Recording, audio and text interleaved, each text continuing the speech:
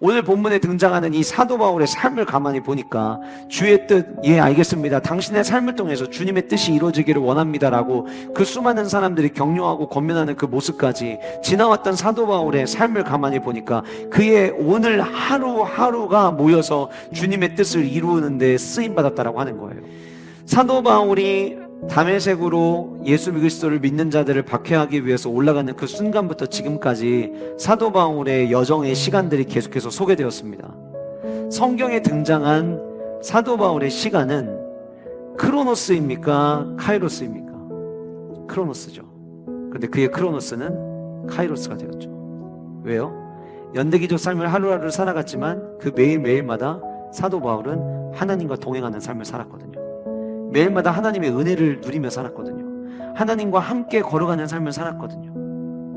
오늘 본문 속에 등장하는 사도 바울은 우리가 이름을 들어도 지도를 봐서 아 저기가 저기구나라고 알긴 하지만 그러나 그 지역에 어떤 의미가 있는지 우리는 다 알지 못한 채 그냥 제가 빨간색으로 표시해 놓은 것처럼 하나의 점으로 끝날 수 있었어요.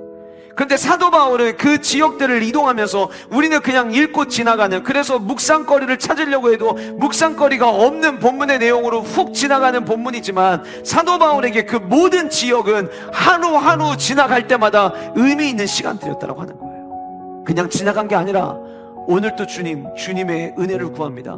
오늘도 주님의 인도하심을 구합니다. 날마다 기도하며 주님의 뜻을 구하며 살아왔던 사도 바울이었기에 사도 바울의 하루하루가 모여져서 주님의 뜻이 이루어지는 아름다운 모습을 만들었다라고 하는 거예요.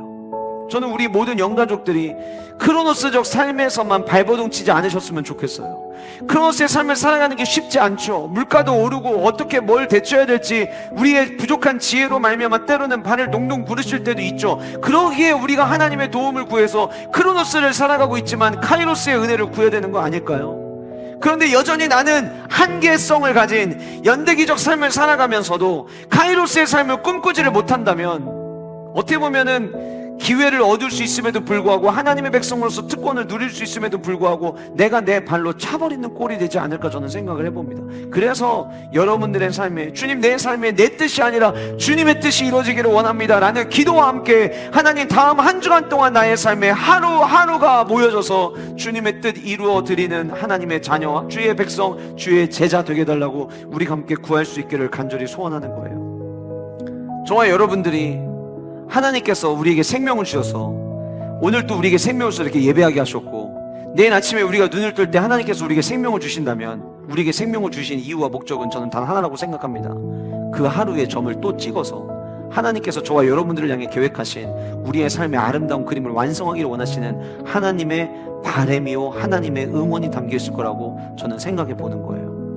그래서 여러분 우리는 하루하루를 소중히 여겨야 한다라고 하는 것입니다. 날마다 여러분들의 삶에 감사가 넘치심으로 말미암아 그 하루하루가 모여 여러분들의 삶에도 주님의 뜻이 나타나는 축복이 있으시기를 소원합니다.